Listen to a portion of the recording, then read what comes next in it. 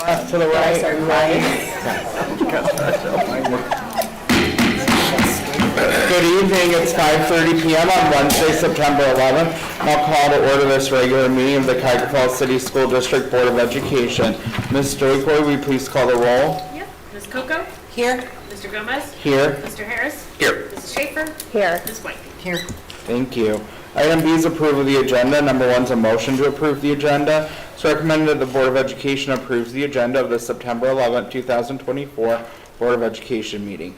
Action by the Board of Education and adoption of a consent agenda means that all items are adopted by one singular motion unless a member of the Board of Education, Treasurer, or Superintendent requests that any such item be removed from the consent agenda and voted upon separately. So moved. Second.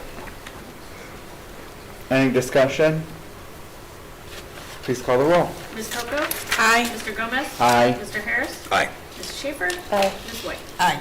Thank you. Item C is our opening ceremony. Number 1 is our informational items. This meeting is a meeting of the Cuyahoga Falls Board of Education in public for the purpose of conducting the school district's business. It is not a public community meeting, although there are opportunities for public participation. If an individual wishes to address the board regarding a topic found on the meeting agenda, the individual must complete a registration form found inside the attendance notebook and present it to the treasurer. Following the introduction of the topic by the board president, followed by board discussion, the individual will be recognized.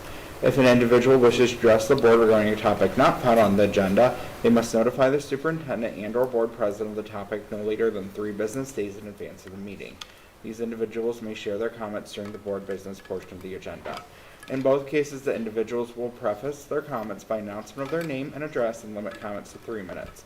All statements should be directed to the board president. No person may address or question board members individually. In addition, in public session, the board will not hear complaints about school personnel nor against any person connected with the school system. An unabridged board agenda for this meeting can be found on your electronic device at the address shown on the screen, and for your convenience, hard copies of the board agenda may be found on the table by the sign-in book. The next regularly scheduled meeting of the Cuyahoga Falls Board of Education is September 25th, 2024 at 5:30 p.m. right here in the Cuyahoga Falls High School Library. Now for our Pledge of Allegiance, and welcome Mr. Harris. Please stand for the pledge. I pledge allegiance to the flag Of the United States of America and to the republic for which it stands, one nation, under God, indivisible, with liberty and justice for all. Thank you. Welcome. Our vision, Cuyahoga Falls City Schools, the hub of our community, committed to a culture of caring. We innovate, we create, we personalize education for all. Our mission, every student, every day, every opportunity. The board's strategic plan goals are as follows. School safety. We aspire to have a welcoming environment that ensures that the physical and social well-being needs of every student and staff member are met. Academic growth. We aspire to have significant growth through personalized education for all students. We aspire to improve graduation rates, so that our students are prepared for employment, enrollment, or enlistment. Engagement, inclusion, and diversity. We will ensure that every student has access to resources they need when they need it in order to be successful. Technology systems integration. We aspire to create safe, secure, and efficient technology systems to support high-quality teaching, learning, and district operation. Thank you, Mr. Harris. Item D is presentations. And we have 3 presentations tonight. The first is an awarding of the diploma. Is Kara here this evening? No, she's not. Okay. So it's recommended the Board of Education grants a Cuyahoga Falls High School diploma to the following individual who has now completed the requirements stated by the state of Ohio for high school graduations, Kara Dawn Prigitel. So moved. Second. Any discussion? Please call the roll. Mr. Gomez? Aye. Mr. Harris? Aye. Mrs. Schaefer? Aye. Ms. White? Aye. Ms. Coco? Aye. We congratulate our new graduate.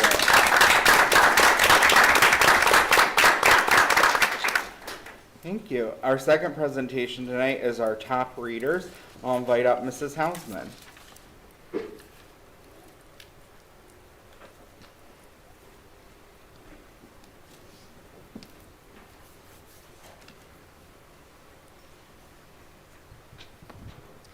President Gomez, Vice President Coco, board members, Dr. Selico, Mrs. Stoykoy, community members, colleagues. What a special night this is to be acknowledging some wonderful students in our school district. So what I'd like to do is invite some special guests to come up before we have our top readers come up. So we've been so thrilled to be working on a collaboration with the library. So let's have Library Director Andy Harrent, am I saying it right? Come on up. And then Children's Librarian Amy Gallant, and then the Communications Director Danielle Welling. And so they're going to join me in telling a little bit about our top readers. And after we share about our top readers, we're actually going to embarrass them next. So we have some things to talk about them. So, but we are just so thankful that we've been working on this partnership, and they have some great data to share about how we've grown the summer reading program. And we worked on promoting it in the schools this year, which we're very proud that we've been able to do that as one of our partnership. There's more things. And they've saw a remarkable increase in student participation. The program not only encouraged readers for pleasure, but it also reinforces essential literacy skills. And so we know that time on task is a really important instructional tool, that we're just reading and practicing all the time. And so that also just sets you up for success for a lifetime, really. So we're delighted to recognize our top 3 readers. So as they come up, I'm going to refer to our library staff, and then we'll invite Mr. Gomez, and Dr. Selico wants to come up to give them their awards as well. So if you want to come up. So we have Joaquin Moten from Richardson Elementary. Both of them are stuck in traffic on Route 8 at the moment. Oh, I'm so They'll be here in sorry. just a couple minutes. Okay. Would they be added in when they get here? Absolutely. Well, you know what? We'll go to Part B and come back and do our top readers. Okay, you bet. Yep. We can punt. We're teachers. This is what we do. So we are so grateful to the Cuyahoga Falls Public Library, because they reached out to us to share in a $10,000 grant. This grant has allowed us to purchase iPads for our teachers. And folks will think, well, why are iPads important? But they are so important to reading, because what we're using them for is to progress monitor our students and their reading skills, and to see how they're doing in between a benchmarking assessment, which is required with the state of Ohio. Having that iPad helps us download that data, deliver reports, input the data in real time, and it makes it nice for teachers, families, students to kind of see where they are and where they're going. And so that's very exciting, and we're very appreciative of that. So that is one of our thank yous, which is huge. $10,000 is unbelievable. So let's give a round of applause for that. And then I know, Andy, you've been a big part of the Family Center that we're building, so the Black Tiger Family Center. You've been attending those programs and the evening planning meetings. I don't know how you have time to do anything else, because it sounds like you work from sunup to sundown. And one of our donors and a drop-off center, and so we're having a big grand opening and a ribbon cutting for that on September 24th at 6:00 p.m. And so that's at the Schnee Learning Center. Some of those donations are for school supplies, and they're also for household items and hygiene supplies and things that many of us might take for granted, but yet we know that some of our families need those extra supplies. And so we are so grateful of your participation in that and being one of those 4 drop-off centers and helping to plan it. So thank you very much for that. All right. Yes, that's right. Keep it coming. Very good. Is there anything else? I'm looking at Mr. Gomez, because he's Well, I he also is want to the memory recognize bank. one of the Board of Education's library board members is here tonight to Oh. support Mr. Brian Von Swearingen. Oh, very good. So Welcome. recognize Mr. Von All right, Swearingen. thank you. Thank you. Does On the- a library want to say anything? They've got binders and stuff. Yes, We have words. come on I up. was like, Danielle's got something to say. I've met her. I'm the PR manager. I always have something to say.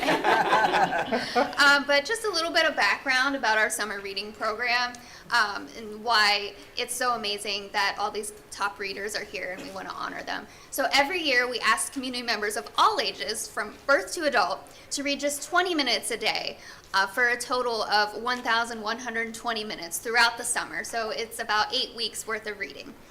So participants track and log their reading online through the library's website, and kids can earn weekly prizes to help incentivize the reading, including books, popcorn from local businesses, all donations, and then they also have the opportunity to win grand prizes at the end as well.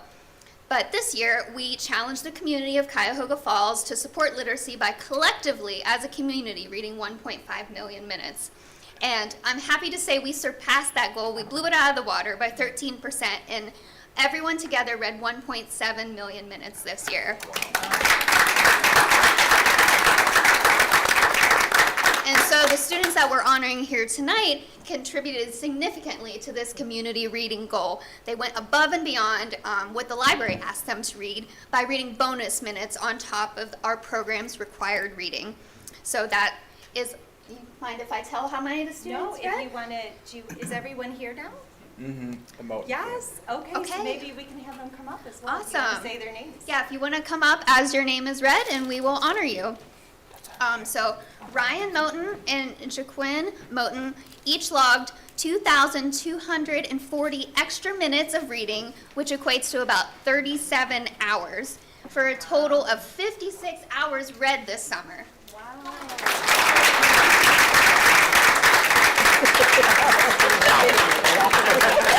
That's one, too.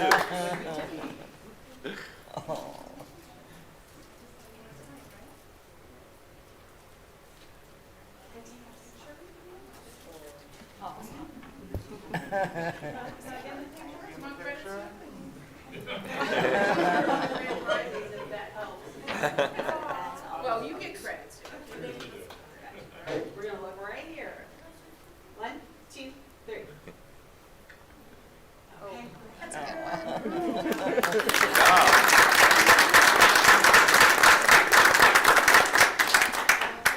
All right, next up we have Hayden Bollinger, logged 1,020 extra minutes, which is 17 extra hours, for a total of 37 and a half hours read this summer.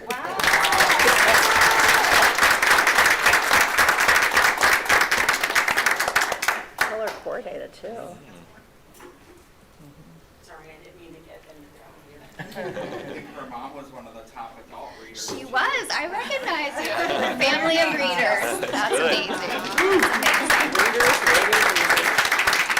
All right. And finally, we have Maxwell Dunbar, who logged 860 extra minutes, or 14 extra hours of reading for a total of 33 hours this summer.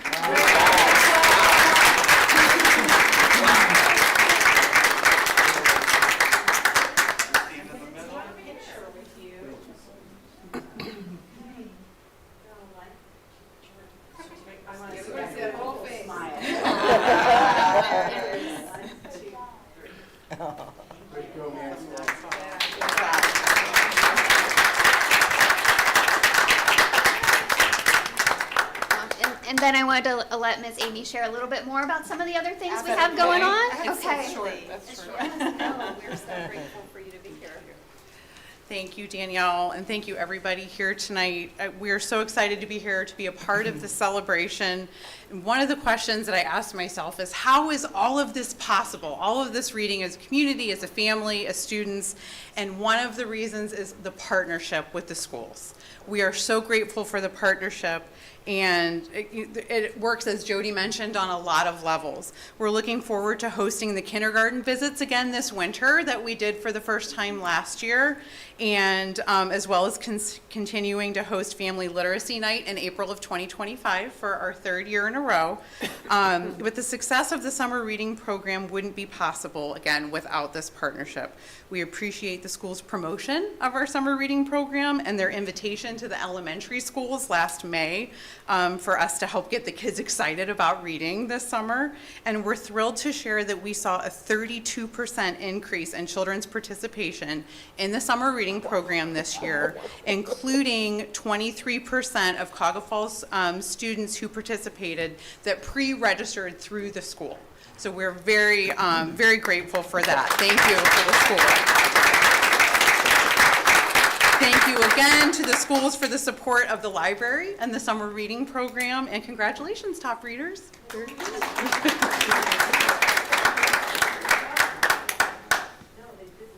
All right, now we want to honor our middle school reader, Noah Walker. If you want to come up, Noah was also one of our overall top readers at the library, and he actually joined us for a program, and he got to hold a snake along with Miss Amy and Mr. Andy at the library a couple of weeks ago. Yes.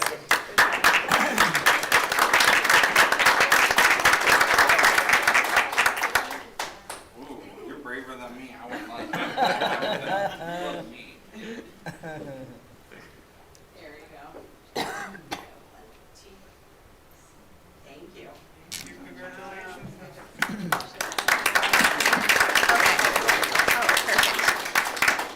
And just, she's not here tonight, but Abigail Horgan was our high school top reader. So let's give her a round of applause.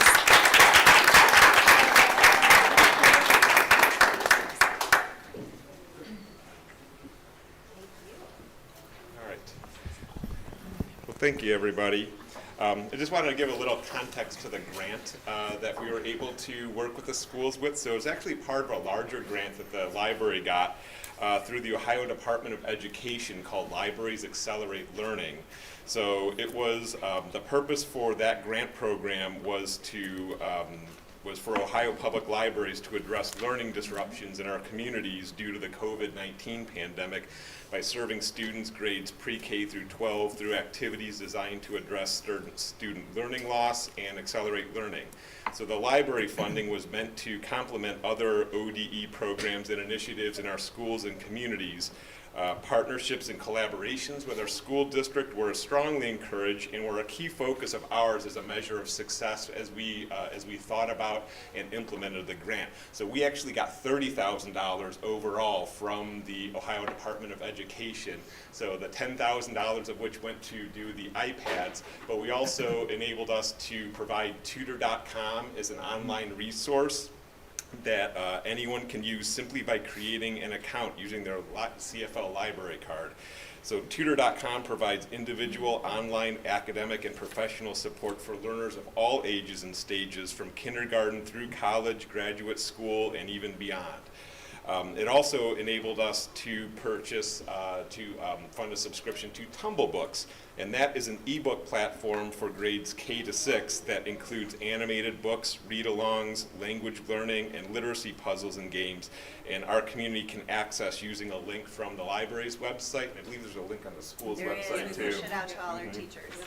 So, and then also it funded some extra additional mobile hotspots that people can check out at the library with the intent that students that may not have reliable high-speed internet access at home can check out one of the mobile hotspot units and they can access these resources anywhere they are in our community. So that was a wonderful thing from our grant. We're super helpful, super proud to also use these for the iPads that'll help support learning inside the classroom. So thank you, and we really, really do appreciate our partnership with the schools. So again, in closing, thank you so much. We have regular articulation meetings. We meet about every month or every other month and do our planning, and we look forward to all our programs and things that we'll be doing this year, make it bigger and better. So thank you again for all your support. Families that are here, if you want to exit stage left, we're not going to say anything because you might have some other things to do this evening. So thank you for coming and being here.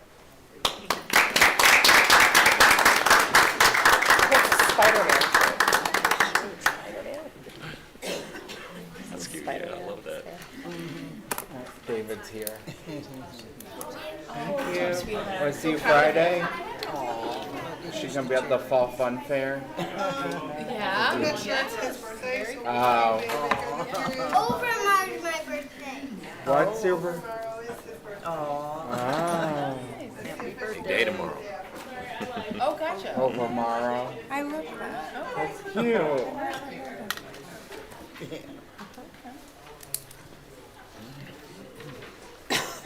Sweet, thank you.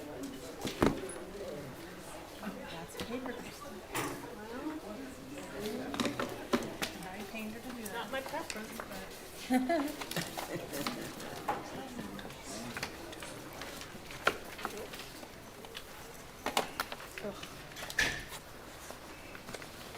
When she makes her way to the podium, I'll call up presentation number 3. It's an emergency levy as well as ESSER presentation. It's our part of our regular review of these funds. It's our last ESSER review. Okay. You're just gonna do it? Okay. Okay. All right. So these are two kind of, one wrap up and one review. Right there. So they're both pretty short here. We're gonna start with the emergency levy one, and my favorite movie of all time is A League of Their Own. I actually, at one of, what was it? You were supposed, this is their second time using it. You were supposed to watch it, Mrs. Schaefer. I used it already? Yeah, Did I use it for the whole theme, or did I just do like one? I don't know. You've used this little quick. before. You're, Oh, no, but I didn't have anything saved for that. Oh, well, that's disappointing. Okay, so, just a couple quick facts about the emergency levy. It brings in approximately 3.7 million annually, excuse me. It was originally approved in November of 2017 for 5 years, and it was most recently renewed for another 5-year period in November of 2022. The voted millage on this was 4.8. This is one of those fixed sum levies, though. It is not a millage amount. It is a dollar figure. These cannot be continuing levies like our other operating levies. So a 5-year period or something variable to that, but typically you see 5 years. I can't believe I did this already. I'm so disappointed in myself. I did not use these. You for sure did not. No. Yeah. You I don't haven't seen remember any Marla Hooch? Madonna. I don't remember any Madonna. Marla Hooch, Madonna, Oh, yeah. Rosie Yeah. O'Donnell, all You've in not it. used these. Tom Hanks. Man. Gina Davis was at OSBA Yes, 2 years I ago. yes. I know.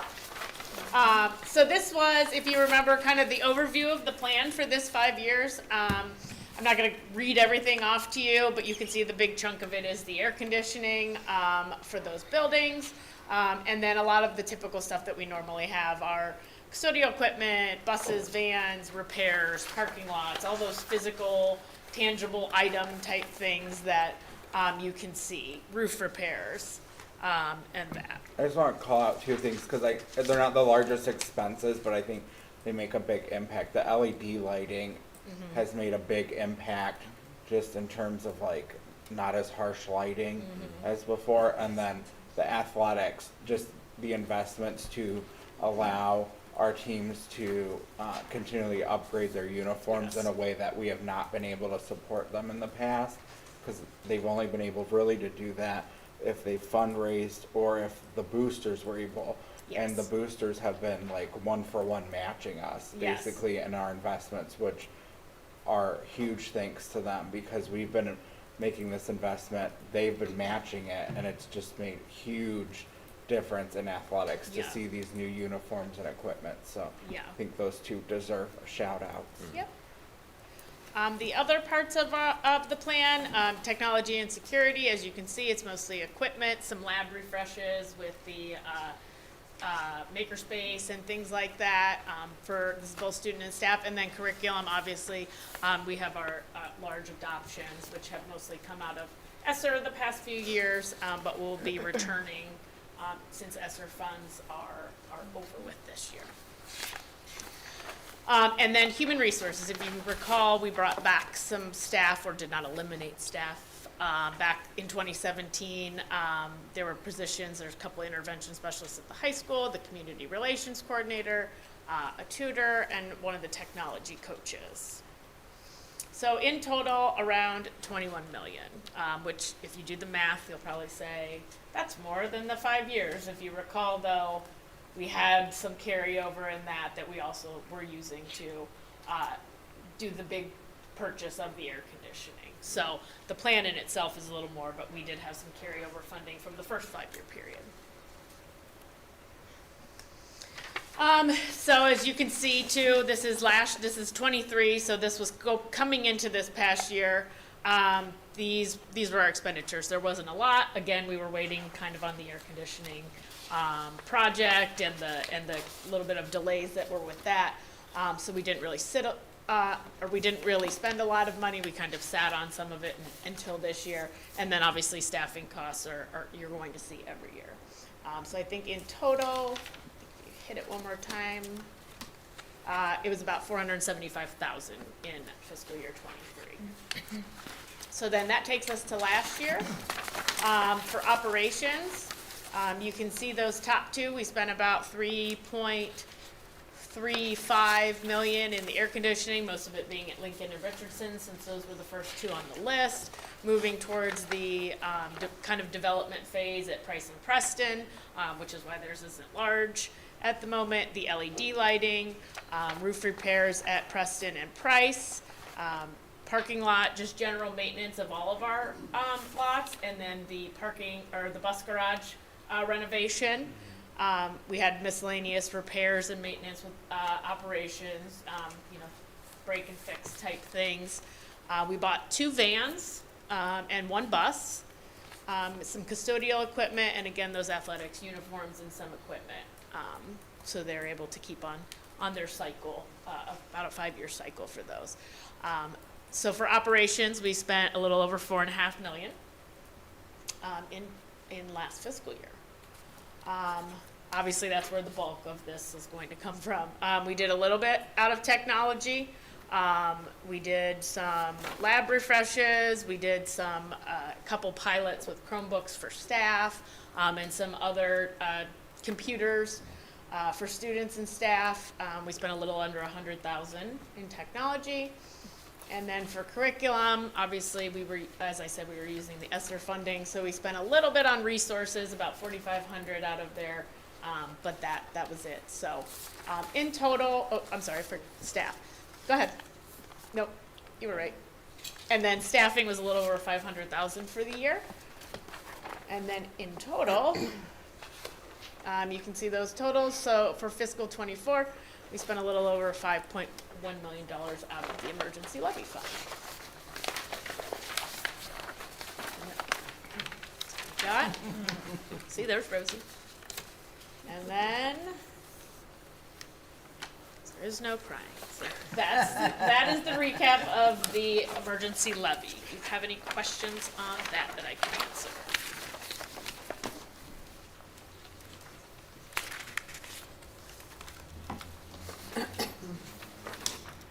Nope.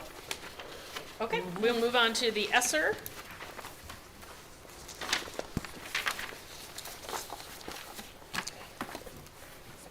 Go ahead. So most recently, because I haven't done a presentation, so I had to highlight some of the Olympics here. Who didn't love Snoop Dogg at the Olympics everywhere. I like his commentary. Yes, Yeah. yes, it's hilarious. And I don't know if you've seen, like, Peacock had a thing with, he used to do it with Kevin Hart, but it was Kevin Hart and, oh my gosh, why can't I think of his name? Kenan Thompson, thank you. Oh, yeah. And they were hilarious as well. Yes. So just a reminder, we got a little over $5 million in ESSER funding for the third round, ESSER 3. They were available between March 13th, 2020, and they have to be obligated by this September and spent by November 30th. Every 6 months, we were to revise the plan as appropriate and present to the community on what the expenses were. And I have to say, I'm gonna stop, like, Pommel horse isn't spelled right, and that really irks me, but I couldn't find something with it spelled right. But Pommel horse guy, just like, they even had a little ticker on the bottom for him. Oh, yeah. And then my husband would, like, probably just be so disappointed in me if I didn't put track in. So, the youngest 16-year-old who's now back in high school after winning a gold medal, and Shakari Richardson, who is that fast and is able to look over at her opponent during like the last 100, which is just Crazy. I'm super slow, so that's really incredible to me. It's like Okay. a quarter stride when you look to the side. You like lose a quarter of a stride. Yeah. You know, She had she the has room something to do it. give. Yeah. Yeah. So looking at this, salary and benefits. So we hired literacy specialists and social workers as part of our ESSER plan. And you can see how those expenditures for both supports and salaries and benefits, ended up over the course. Some of them started in fiscal 22, which seems very long ago. And then we finished up a little bit here over the summer to end those. So a little about, 775,000-ish in salary and benefits for those positions. And then if we look at purchase services, we initially in the beginning had the YMCA after-school program. And if you recall, social workers were previously paid by Summit County ESC, so they were technically under purchase services, and then we brought them in-house, and they got moved to salaries and benefits. And then file scanning was our SC View, our strategic solutions coming in, doing our financial files, our student files, and our human resources files, which was money very well spent, I'll tell you. I use it every day. So, supplies, the majority of these are going to be our different textbook adoptions that either were originally slated for the emergency levy or because of some unfunded mandates had to be moved along a little quicker. So you can see we spent a large amount out of this category. The other large expenditures are the covering of class fees for our students K through 12. And you can see that cost us over $500,000 to provide those at no charge those last few years. And you can see the number of different adoptions that we've done.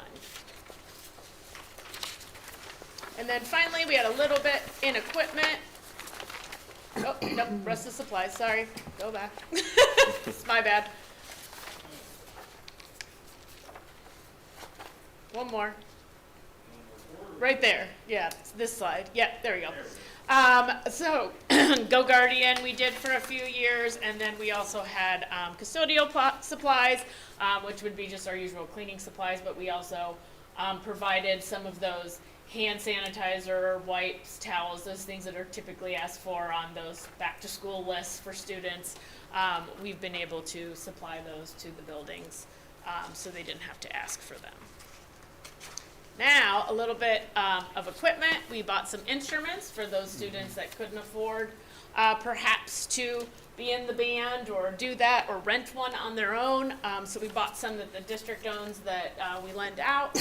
And then if you recall, we did the large project and most of it was paid out of ESSER 2, but the bipolar air ionization project, we finished it out here.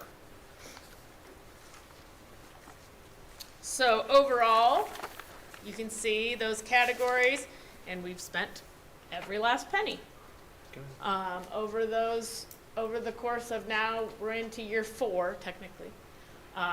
But we've been spending ESSER money longer than that, because we had those first couple rounds. So it's almost 6 years into it, I think, which seems kind of fiscal years.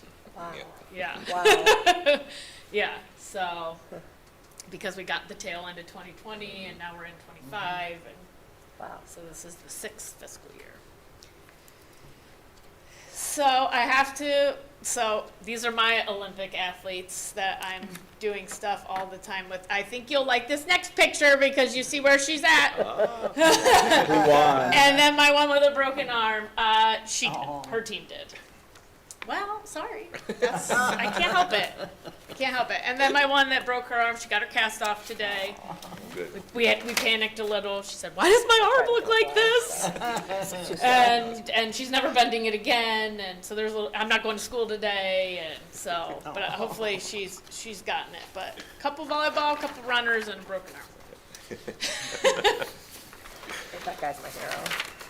And I think some of our most notable people from the Olympics. We've got Mr. Gen X, and we've got our hip hop, our break dancer. That I don't really know if that's break dancing, but It is not. It's not. And she's issued an apology. But those were the moves. She deserves the apology. This guy just nothing protective, nothing, just come in, grab it, I'm out. Yep. Everybody else was very serious about it. He was just like, here I am. He was very serious. He was serious, but not like protection wise and like all that. He was just very like, I'm here, let's do this. That's exactly it. It's very I'm Gen here for your X. silver medal. He Yeah. wasn't greedy. Yeah. I will say, with our ESSER money, I think one of the things that I think of all of the ESSER money decisions, the thing we're proudest of is we directly saved our families as they came out of COVID and were hit with inflation. We directly saved our families $550,000. That's money that we saved our families because of the decision making we made. And there's plenty of things we could have decided to spend that money on, but we made a decision to save our families that money. And that's $550,000 that families that we are here to serve every day and whose children we are dedicated to educate have in their pockets because of decisions we made together. And I think that's something we are all exceedingly proud of making those decisions. So can't be said enough. It's our last ESSER presentation. Yes, it but is. That's No that's more. something we're very proud of doing. I'm appreciative of these funds, but I am not sad to see them go and not have to do all the extra that goes along with it. It's very similar to if you remember the ARA funds back after the recession. I was not sad to see those go. I mean, the funds, yes, the rest of it, no. So, is that it? Anybody else? All right, thank you. Thank you. Thanks, Christine.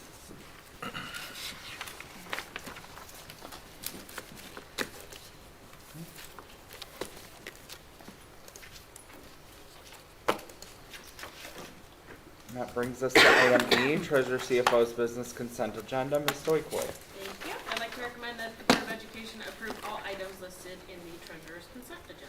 So moved. Second. Discussion? Yes. That was Ms. White first. White and then Yeah. Coco. Okay. Now I'm good.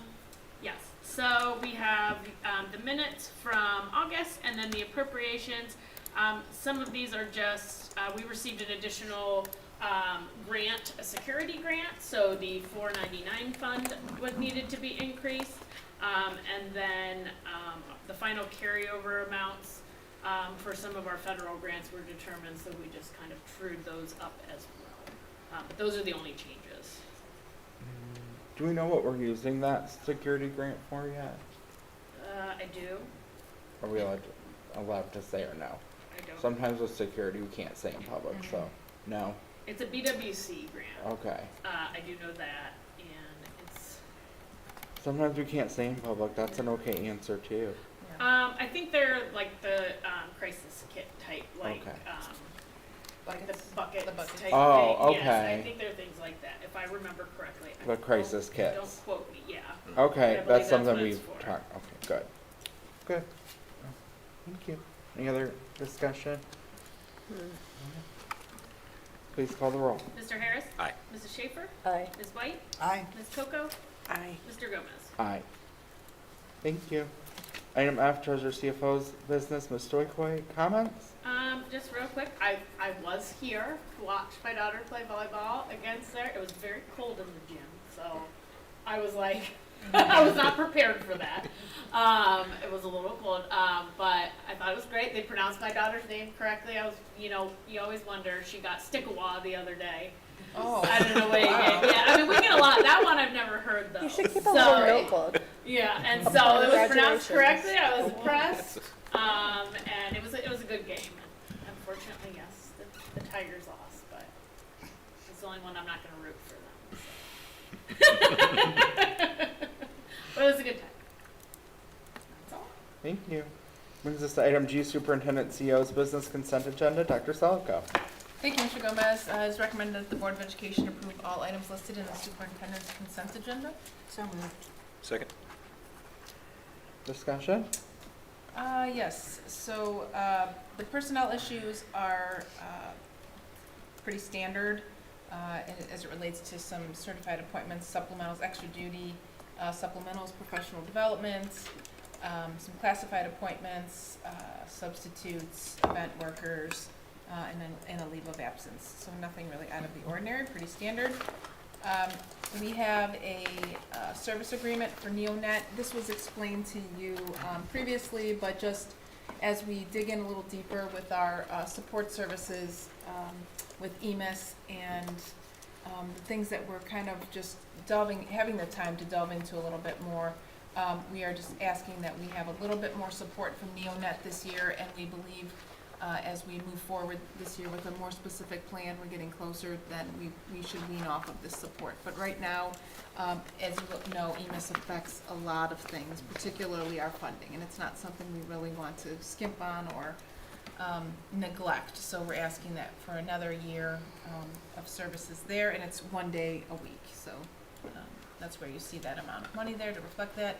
We also have a service agreement for Akron Public Schools, and I think I was going to take this one.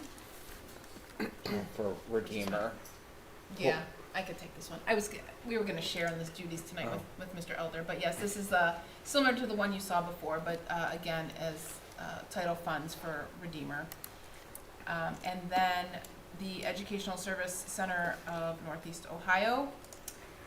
This one here is, again, in Mr. Elder's, you can actually just explain it if you'd like. But. So essentially, this is an agreement to provide coaching for our social emotional staff members to aid in the assistance of bettering our response to social emotional learning, reviewing data. So this individual will come in with a plan devised to help us through our social emotional database throughout the year. And funded through. Oh, I'm so sorry. That's okay. Through Title IV. But I'm sorry, it actually means Title I. But no cost to the general Yeah, fund. so it's grant funded. PBIS, NTSS, all of that it's kind of embedded in the expectation for our title grants. So this kind of makes sense to have this process there.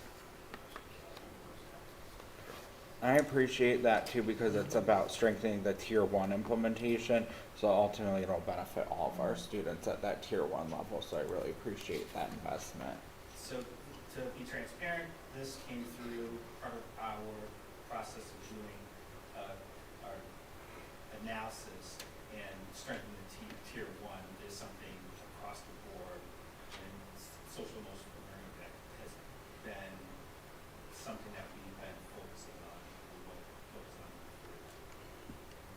Because sometimes you can find that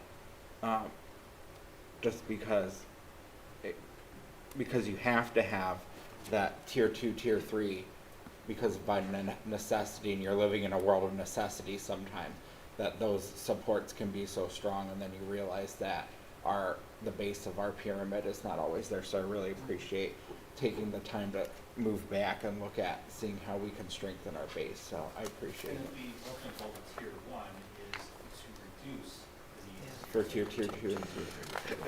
I appreciate this. I think this will be a very good thing for our district. I appreciate the work you're doing. Okay, a couple more items. We have a rental agreement that was left off last time. Turn it around in Dance Academy. We have a memorandum of understanding for our SRO. This is standard. The only thing that changed really were the dates. Everything else is intact. I will be sharing a little bit more with you this week about future plans. I met with the chief this past week. And also the easement for the Akron Children's Hospital. Again, those were parcel numbers that were being changed. Nothing substantive changed in the agreement. And board members, you have that in front of you. They provide additional supplemental information just so you can see what that is. And then the last service agreement is the ETLA, and Mr. Hutch was going to speak to it, but he is unable to come this evening. So I'm going to turn to Mrs. Hausman. She understands this is some foreign language to me at times, but Mrs. Hausman can share. So the state of Ohio is requiring that we are monitoring and ensuring student data privacy. And so anytime we work with a vendor, consultant, we purchase a product, we want to ensure that we have secure student data privacy vendor agreements. And so what they'll do is they'll help us warehouse that, they'll help us vet that. We're talking like hundreds, or I don't even know how many we have as a school district, but when you think about all the people we work with that might touch our students, so we have 21 software systems that work with our students. That's just one example. So they help us keep that organized, and then it also helps us to report to the state of Ohio that we're working on that with the end goal of earning a Trusted Seal Environment Award, which then says that Cuyahoga Falls has met a lot of internal safeguards for student data privacy, and then eventually that seal just kind of tells the community that we've been taking intentional planning around this topic. And so this contract kind of helps have someone vet that and organize it, because it's a lot of technical work of reading of contracts, and sometimes if it's a new vendor, getting them to even understand why we're doing that, because some vendors may not really understand that. So I hope that helps. And it's a great deal. It's $1,000 for this year, and if we approve it tonight, that's fee is locked in at $1,000 for next year as well. So it's at a great value for our district, as well as we consider financials and all the things we do. Anything else, That's Dr. it. Salva? Yes. Any other Thank you. questions or comments from the board on the consent agenda items this evening? Please call the roll. Mrs. Schaefer? Aye. Ms. White? Aye. Ms. Coco? Aye. Mr. Gomez? Aye. Mr. Harris? Aye. That brings us to item H, Superintendent CEO's business. Dr. Salko, comments tonight? Yeah, thank you, Mr. Gomez. Just wanted to start with the beautiful event last night at Fresh Farm, and I know all of you were present, and it was nice to see all of you there, and just so impressed with all of what they did. It's just such an amazing, I love the partnerships and how collaborative it is, and how many people in our community benefit from what we do here in the schools. So kudos to the teachers and students who really do such a nice job. We are progressing on our Black Tiger Family Center. I sent you a picture earlier, and I'm going to head over there probably early next week to see. We've had some, it's just looking so nice. So we're very excited about that. And the grand opening again is September 24th at 6 o'clock. Mrs. Hausman had said it earlier, but just to say that again. Thank you. I know one of the things I heard was that we needed kids' shoes was a need that we were experiencing. Are there other things that we could put a pitch out Specifically? that we know we need? I heard school supplies right now we were pretty We're good. solid on. We are good on that. And kids' shoes seem to be something we perhaps could use more of if people have. Was there anything else?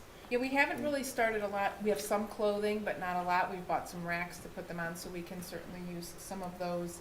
Household items were pretty good. We can use more of those. So we have cleaning supplies, hygiene products we would take more of. But school supplies are definitely not, I mean, we're good right now. So those are the things that I think we would target. And then eventually, as we move forward in this, we would like to add food to this center as well for our families. But we're just not quite there. We just want to get this part. So kids' shoes and hygiene products. Yeah, I think that's good. Okay. Yeah, Thank thank you. you. Yeah.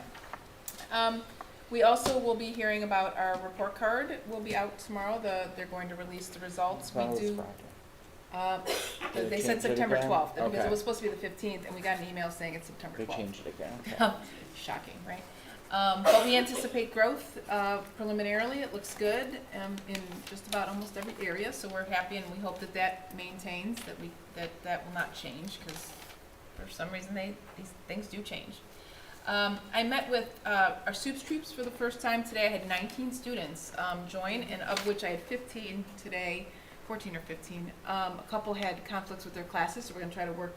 We try to always adjust the time because some children go to different universities and et cetera. But great group. They were so kind, and just we had a great conversation. And I want to share this with you. I was going to give it to you in a written report, but I think you need to hear this. I think people in the audience need to hear this. I think people at home need to hear this. And it's related to our cell phones. We know that we took, I don't know, it's not a risk, but we made a big decision, a hard well thought out decision to take the privilege of cell phones from our students during instructional time. So there are times during the day that they have them, and in our secondary schools, middle and high school, really not middle school at all, but high school, we're still working through those things. But during class time, they do not have their phones. This was a big change.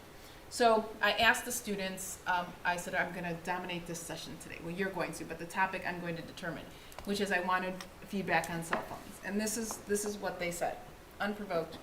So the positives that they said is I wish someone would just take it from me. They've been waiting for the permission for someone to just say, I can't have it anymore, because the peer pressure of having to have that phone, we've eliminated that pressure for them.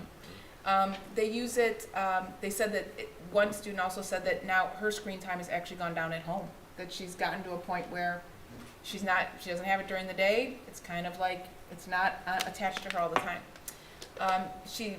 Another student said it's great right now, and students are really adhering to that and following the rules, but he's afraid that we may slip as things, this is the honeymoon phase, but Mr. Smith, that they want us to keep up reminders and to make sure that as the year goes on, that teachers hold to it. These are coming from the students, that teachers make sure that they stay on the students.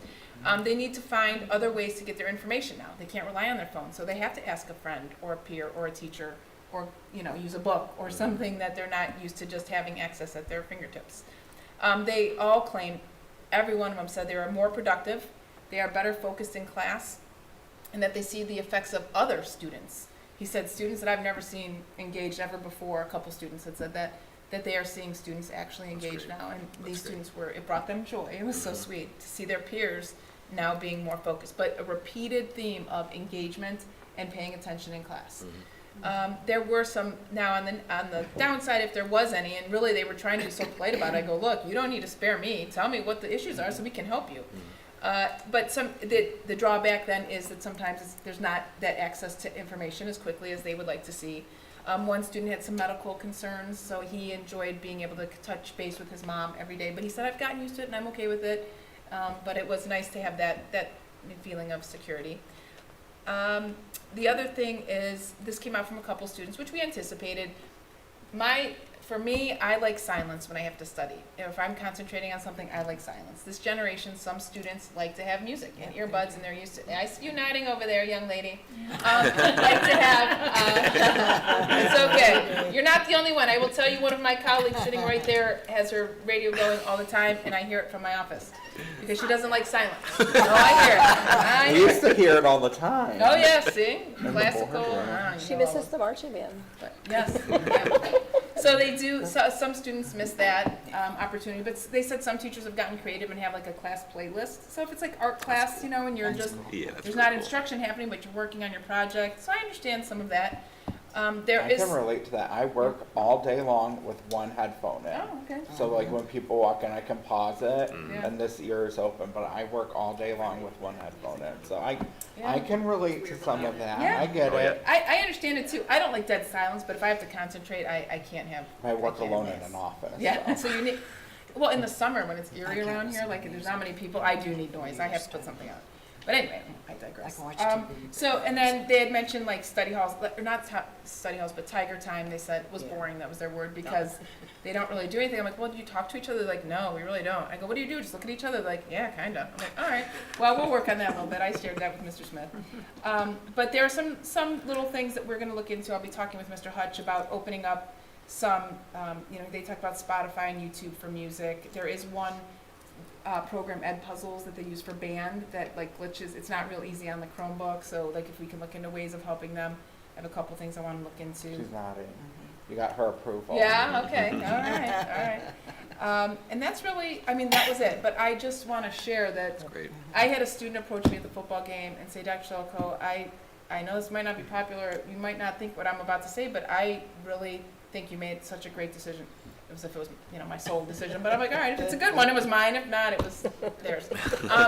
And they just said it was great that we made the decision, that she really appreciates it, and she understands why, and that they're learning a lot more. So I'm very, very pleased. I was in the high school today. I told Mr. Smith why I was there, which was I was doing cell phone checks. I walked into rooms to see how many cell phones were out, and I saw one in about 6 or 7 classrooms. So I thought that was pretty good. I shared with the teacher that what I saw, and he fixed it right away. But it's amazing. I'm watching the kids talk, and I mean, it was like, it's a whole different world. I'm just so pleased. Glad. That's great. So I wanted to share that because I think everybody Very needs to hear it. glad, because, I kind of wanted to take them away all the time. Yeah. It's okay. Baby steps. I'm just glad, because I thought, and I'm hoping too that the social emotional will pick up too, and they'll feel better and get away. After reading that Anxious Generation, I'm like, oh my God, this is bad. We can't, but at any rate, I'm so glad. I'm happy to hear that. But I don't know how you can study listening to music. Because if I listen to music and I'm reading or studying, I have to start singing or dancing around. I can't do it. Now TV, I can't. I can block out kids, I can block out, but not music. And so, but it's fine. My grandson's same thing. He listens to his music, which is fine. I understand. It's just not for me. But thank you for that. Yeah, I'm thank you. so happy that they're doing better. I was say that was the only feedback that it's not even negative, but like constructive criticism that I heard was about all music being blocked other than YouTube, which isn't the most like music friendly, like going from video to video to video. So I'm happy to hear other kids brought that to you, because that was feedback I heard. Like sometimes if it's like we're working on a project and the teacher says, hey, we're working on something quietly, it might be it's reasonable to be able to listen to music while you do that. So, or even if they're in study hall or something like that, and they want to be able to listen to music through their Chromebook. So I think that would be nice. It's best to, and Mr. Smith and I talked about this, that you want to start as strict, right, and get people in the habit of things. We can always tweak and adjust, but right now it's working well, and kids are adjusting. Like, I think we have to give kids time, right? I mean, it would be the same if I took everyone's cell phone here today. We know we would have an adjustment. I don't have one. Well, that's right. Mrs. Patty, I'm sorry, Mrs. White, you would be the superstar. You would beat us all. Yes. But thank you, that was good. I'm happy to hear the positive, because my son kept sharing his Snapchat stories with me of all the negative comments. He's like, look at this one, Mom. And I'm like, well, they're going to get used to it. I mean, it is what it is. I mean, it's the rule. And it's for the betterment. That's right. So, but and Mrs. Hausman shared with us some of the teachers' comments on their classrooms, and it's kind of the same things that you shared. That there was more engagement, which was very encouraging to me, because I was very anxious about the start of the school year. So that was very encouraging to me to hear those positive comments as well. Yeah, we had applause, right, Mrs. Coco and Mr. Harris? Yes. One of our counselors was applauding when we said no cell phones at one of our meetings, and I walked into a science department meeting today too, and lots of smiles and thanks, and they were happy about it as well, and telling me the difference in students. And the one teacher that I'll share this briefly, she said, wow, like now I have to actually address kids that are talking too much. Like when I was a teacher, it would be like, stop talking so much. And she's like, now I have to do that again, and I have to actually change seats. You know? So it's telling, but it's the truth. Yeah. What to watch for passing notes now. Oh, yeah. Right. That'll be the next thing. Extra credit if you fold it into a picture of the house. Yeah, Or a bird. Going back to 2000. I don't know. I know how to fold them. I can fold some That's good good. notes. Yeah. That's good. Doing the secret. Those are skills people up here have. Note folding. That's right. Anything else, Lisa? No, thank you so much. Thank you. Yep. Item I is board business. Number 1 is approval of parent support groups. It's recommended the Board of Education approves the following parent support groups for the 2024-2025 school year. And it's the Richardson PTO and the Lincoln PTA. So moved. Second. Any discussion? So they've submitted all their approved paperwork within the acceptable timeline. And as everyone knows, Mr. Jones is kind of heading this effort up. Just one piece of information. Our policy says that the timeline is based on their tax deadline. So different groups may have different tax filing deadlines based on when they establish their fiscal year. So that's one thing that we've discovered as we've gone through this. So everyone might not necessarily have to file at the same time. That's one of the things we've discovered. So just everyone should be aware of that. What is the verbiage? At the time you file taxes is the due date for?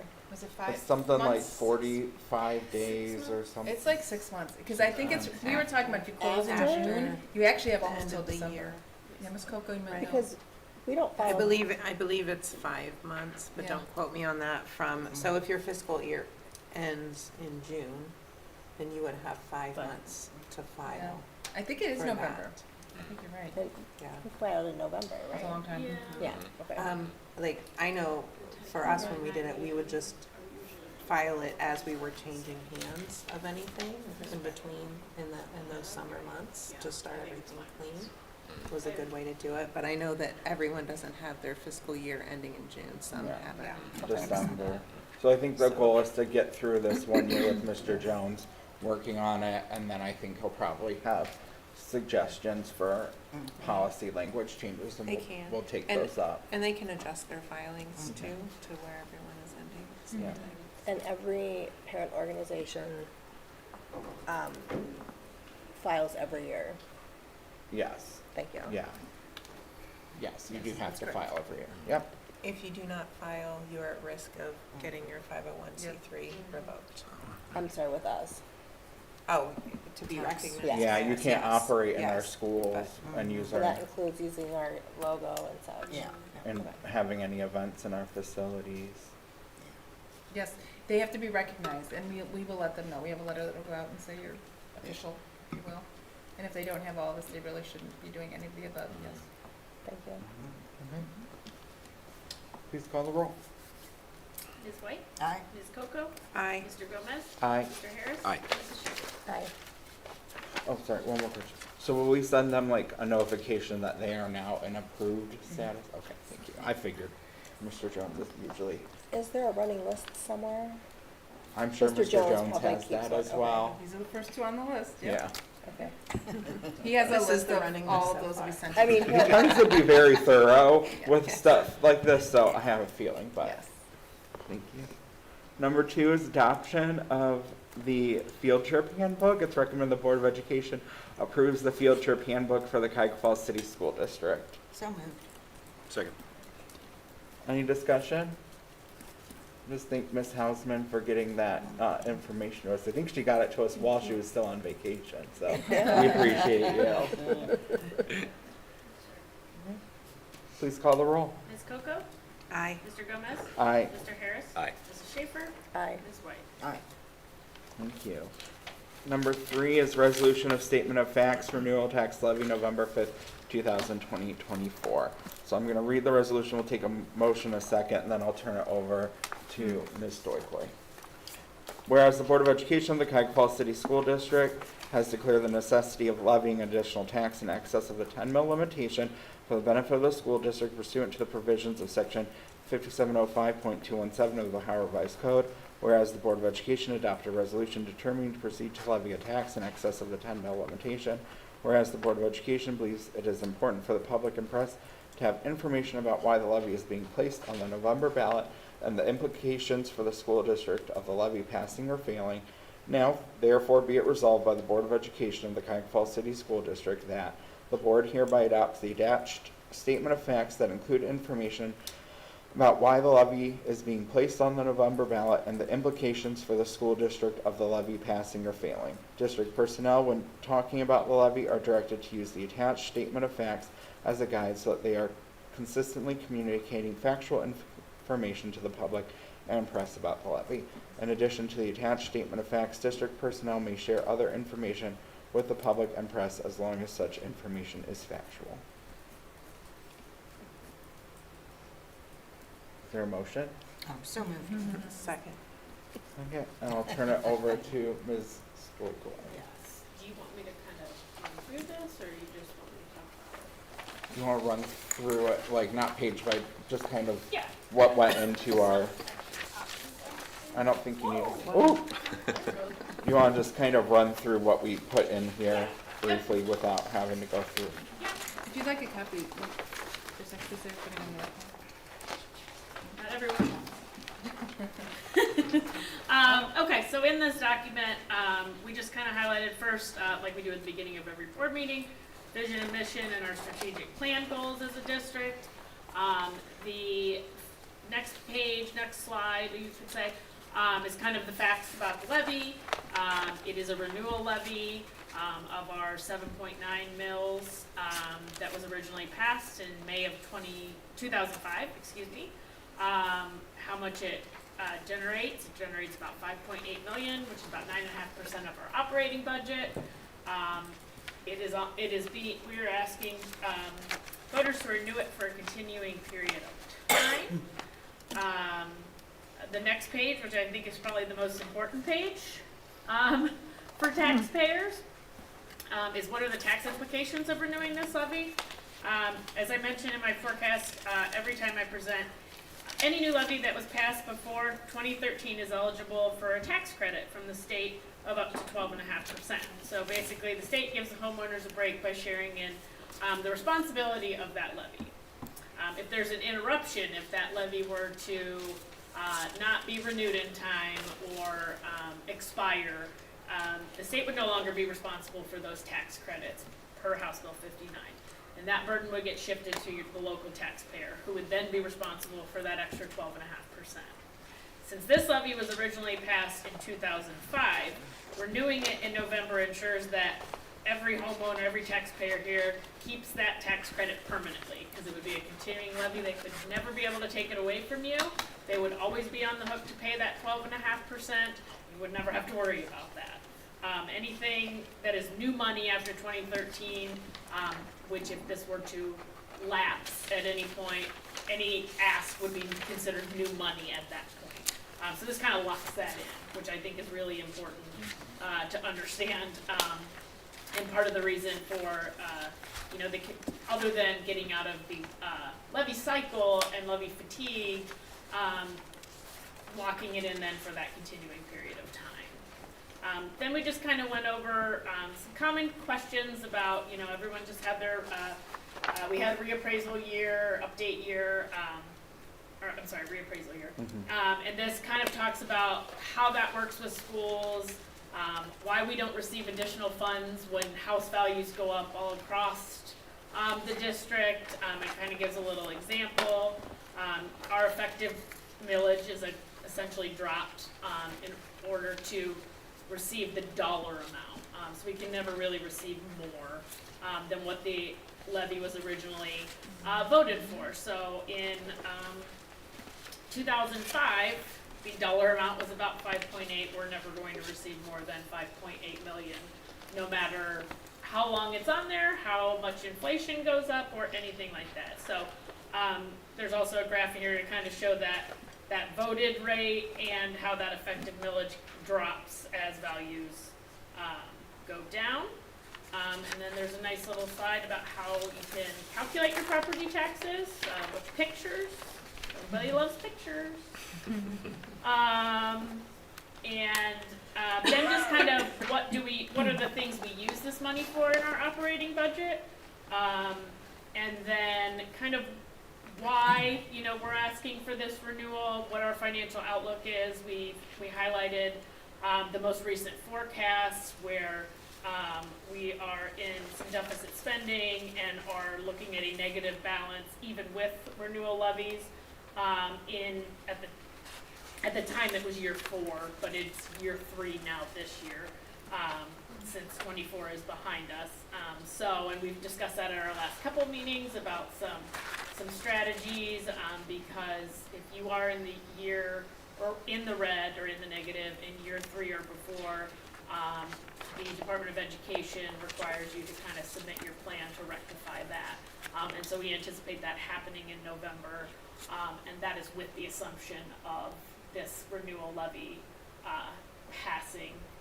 Necessarily, if it were to not, we'd be in a bigger hole with that. And so we kind of just highlighted that, and then highlighted some of the things we've done and our financial responsibility. Some of the cost-saving measures we've implemented over the past few years, how we've used our ESSER funds to kind of stretch our dollars, securing all sorts of grants, anything we can. We have not asked, this is not a new levy, but we have not asked the community for new operating funds in 5 years and counting now. Anymore, the typical cycle for school districts is 3 to 5 years to ask for new money, especially recently with, I would say, pandemic funding ending, inflation being what it is. It's anywhere from 3 to 5 years that districts need to go back on the ballot, because we don't get any more money on those levies when values grow. So we are at 5 years plus here for that. So that's really great to be able to do that. And then we just kind of highlighted the things that we talked about over the last few meetings on how we would look at those, negative projections in the forecast and some of the potential buckets of things we could do to rectify those situations and not have us be in the negative without, at this point, asking for a new money levy. So there were 4 different ones there. And then Dr. Selko asked I put my name on top, so I did. If anyone had questions, but she's also on there too. So, if anyone had any questions. But this will be, this is kind of, after the Auditor of State recommends this now, they kind of revamped and put out some new advice regarding school districts and levies and do's and don'ts. And this was one of the things that was recommended. Many schools are doing it now. We looked at Columbus and Nordonia has done them, and they're all kind of in this, so that everybody has the same talking points when we're talking as district personnel, and that anybody who wants to kind of get the overview is able to do so. And we can put it on our front page of our website as well. It's the one thing levy related that we're allowed to have on our district website. And I will also put it under my section, which has some, just other information than the presentations that we give on emergency levy and our ESSER funding. All those kinds of things are out there on mine and the forecast, so you can get a lot more information out there as well. Some of the other ones I've done about state funding history and why, we don't receive any more than what we do and how all that works. Thank you for putting this together. Yes. And it's very user friendly, and it's easy, I think, for people to be able to read through and understand. And then, of course, contact you with any more questions. But Or Dr. it's a Selko. very simple. You're great at this, Kristen. The language is simplified enough that people should, can read through that and understand where we're at. And so I appreciate that, because it's not, financial stuff is not always understandable. Especially school finance. Yes. Not always the easiest, especially dealing with property taxes and all the rules, and it is a hard subject to really comprehend unless you kind of live and breathe it. So. The one thing I like about the auditor suggesting / requiring these statement of facts is that it invites districts / requires districts to be a little bit more blunt than perhaps we've been in the past about what happens if these issues fail. And I think that's a good thing, because in the past, if we said some of those things, it was like we were holding it over people's heads. But now that we can say, well, the auditor of state's asking us to, you know, just kind of lay this all out and say, hey, this is what happens if we don't have this money. And it's not about trying to influence your vote in any way, because that's not what we're allowed to do in a statement of facts. It's just, here's what we've already publicly discussed will happen. And let folks decide what they want to decide. And we live with their decisions and go from there.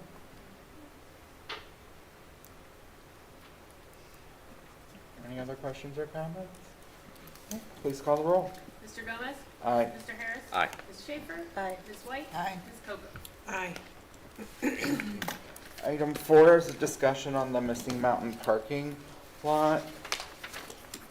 Does anyone need a copy of the proposed lease agreement? Does everyone have it? Yeah. Ms. Coco needs one. I'll take one just to be safe. It's in here somewhere, but I don't feel like looking for it.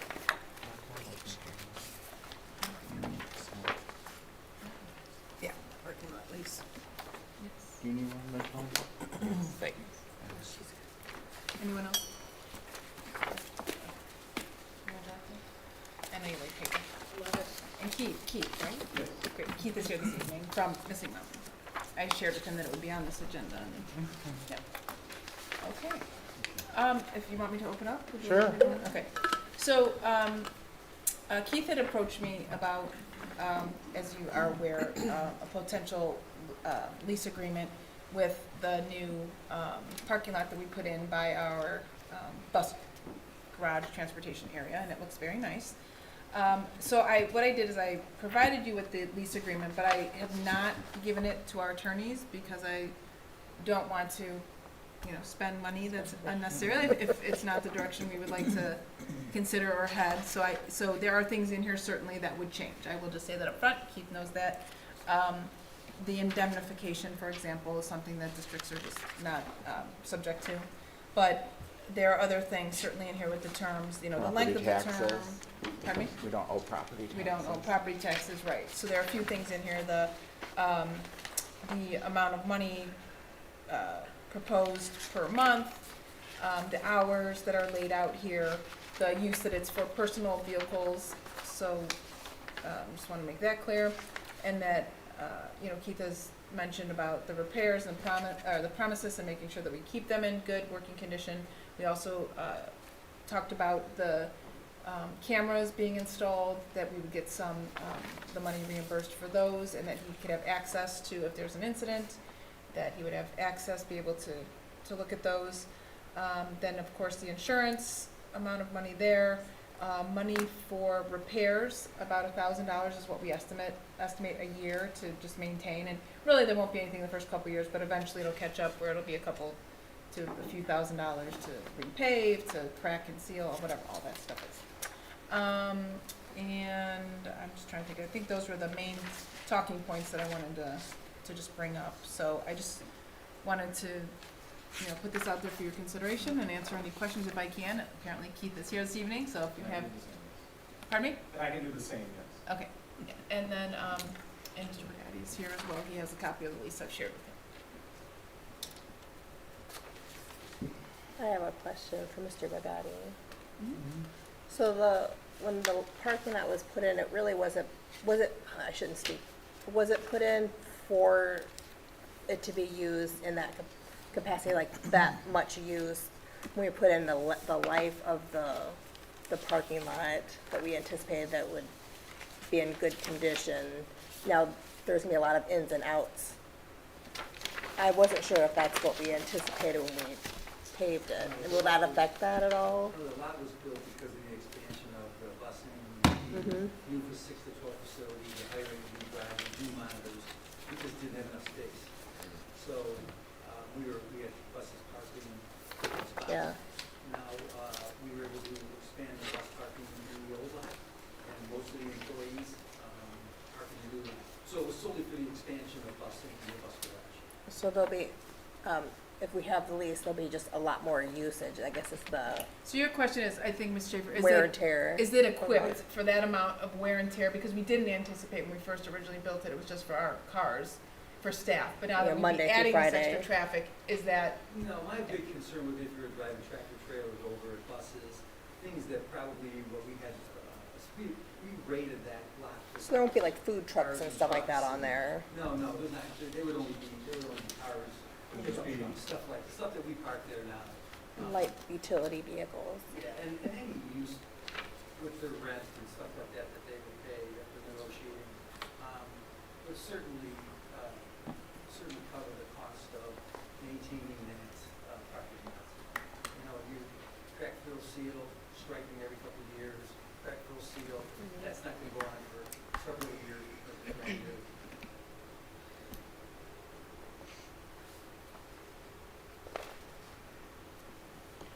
My next question about the lease agreement is in the number 2 section, the term.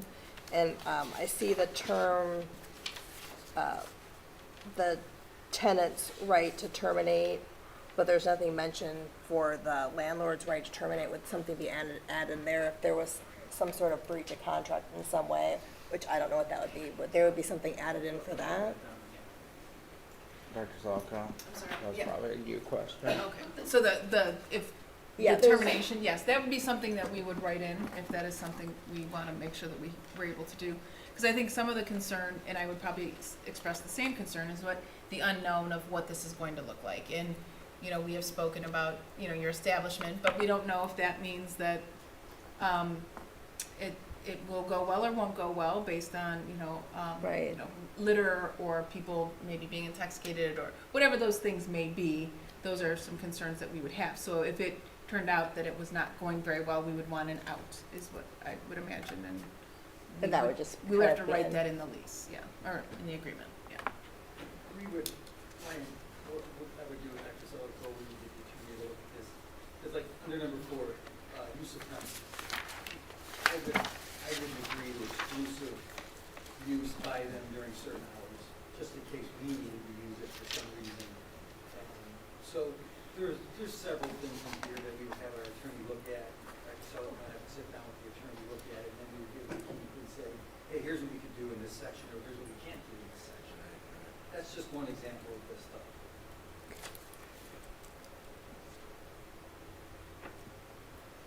I have another question too. I'll go ahead. Well, Mr. and then Burgess. that's the same thing with number 5, because we wouldn't necessarily plow that on the weekend. Yes, that's a good And point. then that's additional costs that we're incurring for overtime. So, I mean, we've made it from 1 to 5 and we haven't had we haven't had one that we haven't had an issue yet. So I think that's kind of the issue. We're going through this contract and everything is drawing up issues for us. Mr. Gomez, you're absolutely right. Aaron and I had a conversation about that, because he looked at me and goes, would we expected to come in and plow? No, we wouldn't come in and plow on the weekends, because that's not what we would normally do unless it was a huge snowfall, and we needed to move a little bit at a time, or a lot at a time. That wouldn't get plowed until early, probably Monday morning, before our employees came in. But that's an example, it's another example, yes, it is. But then they might not want to sign the contract because who's going to be liable if there's a slip and fall? Because nobody salted all weekend and there was a snowstorm or an ice storm. Because we have to maintain it. Unless I'm instructed to do so, the plan was not to spend our overtime hours. Well, I wouldn't want to incur overtime because that adds up very quickly because we try to pay our maintenance people a good wage. And then when you do it 1.5 times plus call and pay, Certainly the call and pay. it adds would up. take 3 hours to Yeah, minimums and, yeah. I mean, yeah, we're gonna honor the contract, obviously, so. So, you have another question? That was exactly what I was gonna ask. Oh, yeah. And I'm sorry, I have it underlined on my contract, my copy, I have it noted. but I- And then on number 6, the insurance that we were provided is not in that amount. So that they would have to pull new insurance, because it doesn't cover 25,000 per occurrence, it's only up to 20,000. So the insurance we were provided would need to be a different insurance. What do you mean the insurance were provided? We were given that example contract and example insurance. Oh, and I think I came back, based on your feedback, I went back to Keith and said you would need to change that, and I think that was in response to that. Yeah, so Okay. all of this was based off of a contract that we currently have with Raymond, the owner of Raymond James, Mhm. Michael Garvey. We know Michael. So this whole lease contract agreement was just a basis off of that lease agreement to give some idea of, start a conversation of what this could be. All of this is up for discussion, with plowing, figuring out the gate, all of this stuff is something that we can definitely figure out. We have somebody that come and plows our lot. I would, if we have that discussion and we could bring somebody out on the weekends to. We couldn't do that because there'd be a grievance because it's union work on our property.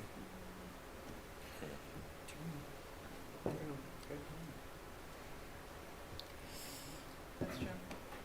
So we couldn't do, Most likely, the most reasonable explanation would be that we would probably have to pay the overtime and you wouldn't reimburse us. Is probably off the top of my head, yeah. yeah. Wait, Doc, can you say it one more time? So we would have to pay our folks, because Mr. Gomez is right, they could grieve it because Right. it is our property. And they would be And right to do so. Whatever we incur on that cost, it would be reimbursed. from Okay, oh, okay, this amount, okay. yeah.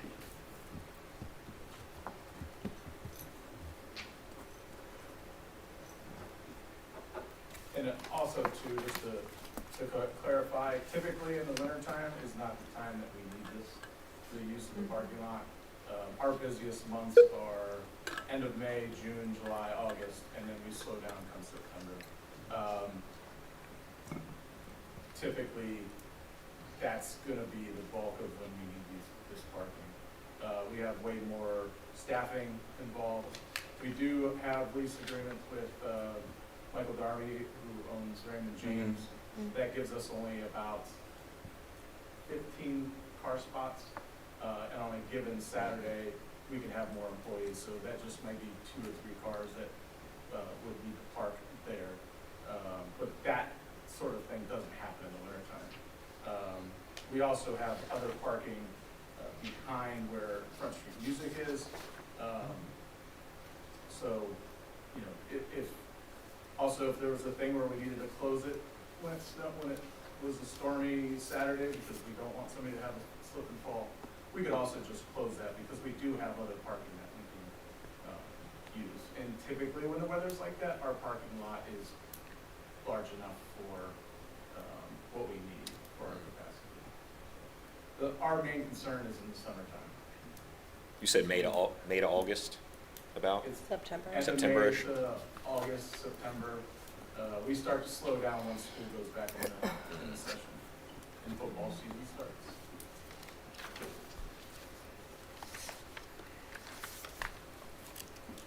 Then my last question was about the attornment and subordination. So I had to look that one up because I am not a lawyer. I did not know what that was. And I still kind of do not know what it is. But my understanding is that if you were to say, I don't want to do this anymore, but here, I'm going to sell my business to my next door neighbor, then they would inherit the contract for the parking lot. Is that correct? Is that my understanding that correct? I think it just means that the contract can be ended on either side of whether we ended it or if you guys ended it. But again, that language can be corrected. This is just based off of the language that was written from Michael Darby that was translated into this agreement. So a torn doesn't mean passed on. No, it Get 'em out. does. It means that if we sell the property within the term of the lease, that the lease goes on with the property to whomever we sell the property. That's what a tournament of Yeah. subordination Right. is. So it's not, Transfer to it's someone not, else. it's You're not, right. it's not stopped, it's continuing. Correct. Okay. It For transfers to someone 60 else. months, even if they sell their business to someone else, or we Like- sell, or if we become some other entity. So what I said People the do it first in time. union contracts sometimes too, like if, say, here's a perfect example, Suma sells to Hatco and they have a union, the union can still exist because they have an attornment and subordination clause, that even though Suma sells to Hatco, the union still gets to exist because that's a clause in their contract. Is that something that we would like to keep? I would think not. I don't know that that'd be an issue. Yeah, we fully expect a lot of this to change. Again, this was based off of a lease that we didn't even write. It was Michael Darby who wrote this lease. It's a first draft. I Yeah, this is the got it. first draft, just to get the main things out there as far as money and start the conversation about. We want this obviously to be something that works for both of us, that gives you some extra money to add to the school district for whatever your needs may be, but then also just to give us some extra use for something that's very difficult to come by for us right now, that we've been working on since we opened in 2018, trying to find more parking, and there's just a landmark. We've been talking with the school board or the school district since 2018 about this as well, so it's basically the only area where there is parking lot for us to expand into and use. So we just, we're willing to make anything work. I was really concerned about those, and I think I talked to you, Dr. Sell, about the parking lot and the gate situation. I was very concerned about that. So check the security cameras. I drove around really slowly around that parking lot a couple times because I thought that one gate let into both gates, but the bus lot is secure. It's locked. And that is a separate gate to get in. So whoever opens and closes that gate would not be the same lock as to get into the other portion of it, because I was concerned about the safety of keeping the bus, obviously. So I do feel more comfortable about that portion of it, which I had originally raised a concern about. The other thing I've talked to, this is the last thing I have on it, but the other thing I talked to Dr. Selko about is that the signage piece is something we need to check to see if policy allows for that. Because we have strict policy that says that no one in the district can wear anything promoting drugs or alcohol. So would that similar policy language restrict what signage would say? Could it say brewery even, or could it only say Missing Mountain? Because I don't know if that policy would permit it to say brewery, because that's promoting alcohol, and we have pretty strict language about promoting. So I'm sure Missing Mountain might be clear enough, but we would have to look into what that language says, because we do have very strict policy language on promotion of alcohol, drugs, et cetera, on school property, which that is. And I was concerned about that as well, and I was thinking about it as, it is a brewery, but also there's that fine line. I also serve food, and I'm not just, so I don't know where that line is. Yeah, so it's something we definitely need to look into and get answers on, just for that signage piece of the lease. Because obviously you would need signage to say that our patrons could park here. I understand that piece of it, but we need to make sure that we're complying with our own policies as well, because that's our job. We can't violate our own policies as the board. Not a good look. That's right. And I think my main function with that was to not allow the door to open for customers of Chelsea's or some of the other facilities that are close to there that will be open later, that their prerogatives of going to have a beverage is much different than our customer base. We're very much a family customer base. we function really as a restaurant. Yeah. We have a lot of families, a lot of people with dogs, they come in, they drink, they eat meal, they walk to their respective homes or, wherever they may be coming from. We don't operate at late hours. The latest we'll be open is in the summertime is 11 p.m. And most of the time we're cleared out by 10. So a lot of the fear of, and it was the same fear that Michael Darby had. And since we've had this agreement for, I think this is the 4th year going on, there has never been any issues with the use of that parking lot or with Tim Myers of the Front Street. So.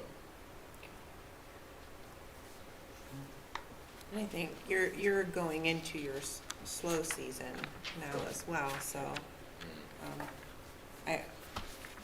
is there a timeline, just as soon as possible, that you're wanting to get into a lease agreement, or? Yeah, I mean, as soon as possible would be great, just for the peace of mind and knowing that we have that covered for next year.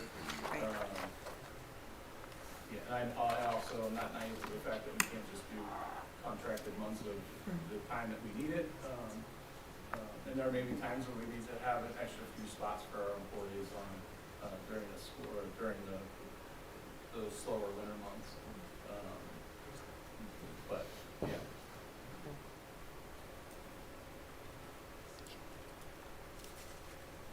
Anything else on this topic? Give you enough to look into, or the lawyer, hopefully. Yeah, essentially the direction I would just need is if we, if you would like for me to take this feedback that you've given me today, share it with our attorney, have them take a peek at it and revise it, and then show you it again to see, that would be my. I think we need to make sure that it's workable for us to have that conversation. I think we should see that it's workable first, right?